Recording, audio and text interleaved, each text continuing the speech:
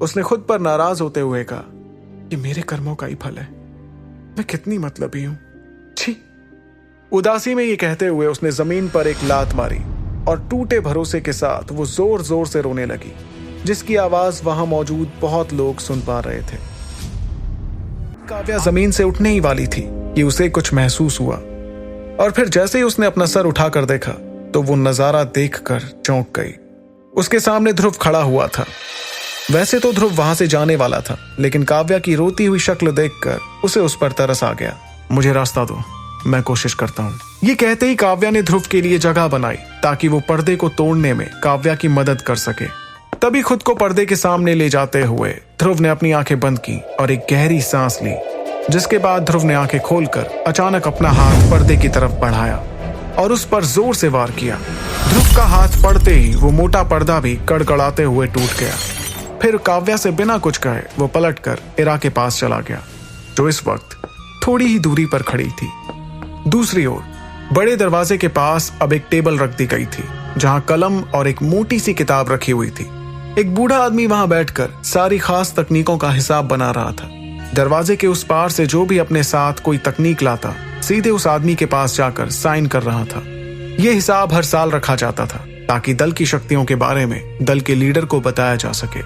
चौरे दल की एक खासियत थी, इस दल के तकनीकी कागज एक खास तरह के कागज से बने थे।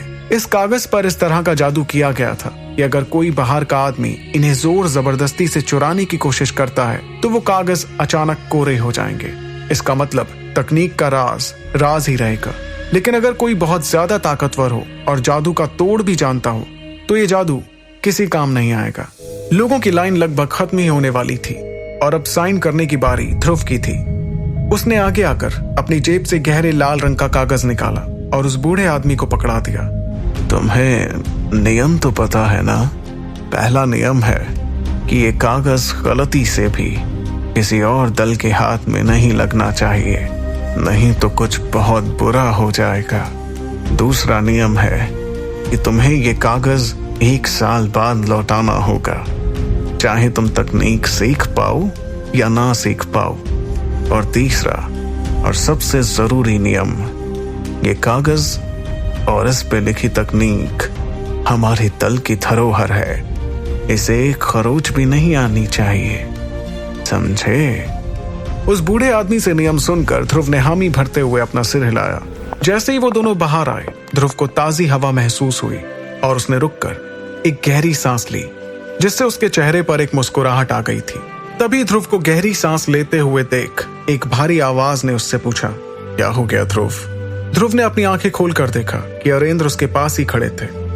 मुझे वो खास तकनीक मिल गई, ये तो बहुत अच्छी खबर है। ध्रुव, मुझे तुम पर गर्व है कि तुम इस तकनीक को हासिल कर पाए।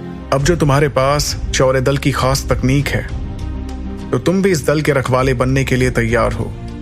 लेकिन इसके पहले तुम्हें एकलव्य रैंक हासिल करना होगा, जो मुझे पूरा भरोसा है कि तुम बहुत जल्द ही हासिल कर लोगे। उस कागज को रखते ही ध्रुव के दिमाग में एक सवाल आया, ना जाने इस तकनीक में ऐसी क्या खास बात है। आखिर है तो ये एक क्लास 1 की तकनीक ही। क्या होता अगर मैं इरा से वो क्लास 2 की तकनीक ले लेता? तभी उसकी अंगूठी के अंदर से विदुर ने कहा, फिक्र मत करो ध्रुव, कुछ क्लास 1 की खास तकनीकें ऐसी भी होती हैं जो क्लास 3 की तकनीकों से भी ताकतवर होती हैं, और इसीलिए वो खास होती हैं। तो क्या मुझे जो क्लास 1 की तकनीक मिली है वो क्लास 3 से ज्यादा ताकतवर है? यह तो वक्त ही बताएगा, लेकिन हम जरूर उम्मीद कर सकते हैं। उम्मीद? ये सुनकर ध्रुव का सारा उत्साह खत्म हो गया। तुम इतने उदास क्यों दिख रहे हो? मेरे पास इरा से भी खतरनाक तकनीकें हैं, और वैसे भी ये तकनीकें किसी काम की नहीं है अगर तुम्हारा रैंक बहुत कम हो। इसलिए अपनी ट्रेनिंग जारी रखो और तकनीकों की फिक्र अपने दिमाग से निकाल दो। सही वक्त आने पर मैं खुद तुम्हें नई तकनीकें सिखा दूंगा। देखना, आगे जाकर तुम इरा से भी ज्यादा ताकतवर हो जाओगे। आखिर उसका परिवार। ये कहते ही विदुर ने अपनी जुबान पर लगाम लगाया ताकि इरा का राज गलती से खुल ना जाए। लेकिन ध्रुव ये सुनकर थोड़ा निराश हो गया था। खास तकनीक के पता लगाने के बाद ट्रेनिंग ग्राउंड पहले से ज्यादा खाली दिखने लगा था। ऐसा इसलिए था क्योंकि 0 रैंक के 7 सितारों से कम वाले अब ट्रेनिंग छोड़कर दल के बाकी काम संभालने लगे थे। वहीं बाकी बचे लोग पूरी तरह से अपनी ट्रेनिंग पर ध्यान दे रहे थे। हर कोई यही चाहता था कि उसका रैंक जल्द से जल्द बढ़ता जाए। ध्रुव और इरा थे जो एक दूसरे के साथ प्रैक्टिस कर रहे थे। तभी इरा का हाथ ध्रुव के जबड़े पर लगा, जिसके झटके से वो 2 कदम पीछे हो गया। उसने अपने पैरों का इस्तेमाल करते हुए इरा पर हमला किया, जिससे जमीन पर जमी हुई धूल हवा में उड़ने लगी। ध्रुव को अपनी ओर तेजी से आता हुआ देख इरा के चेहरे पर एक मुस्कान आ गई, और जैसे ही उसने ध्रुव का हाथ अपनी ओर आते हुए देखा, उसने बचाव में अपना हाथ भी आगे बढ़ाया। तभी इरा ने देखा कि यह सिर्फ ध्रुव की एक चाल थी। ध्रुव ने इरा को धूल उड़ाकर कंफ्यूज कर दिया था, और असलियत में वो तेजी से आकर इरा से कुछ आधे फुट की दूरी पर रुक गया था, जिसे इरा ने हमला समझकर अपना हाथ तो उठाया, लेकिन वो ध्रुव को छू भी नहीं पाई। इस चाल को देखकर वो इम्प्रेस हो गई थी। उसे समझ आ गया था कि ध्रुव अपनी तेजी के साथ अब खेलने लगा था। लेकिन जैसे इरा को लगा कि लड़ाई खत्म थी, ध्रुव ने अपना हाथ उठाते हुए इरा की तरफ छलांग मारते हुए कहा, ऑक्टेन ब्लास्ट। आगे की कहानी जानने के लिए देखिए अगला एपिसोड सिर्फ पॉकेट एफएम के यूट्यूब चैनल पर, और सुपर योद्धा के सारे एपिसोड्स को सुनने के लिए डिस्क्रिप्शन में दी लिंक से डाउनलोड करें पॉकेट एफएम ऐप।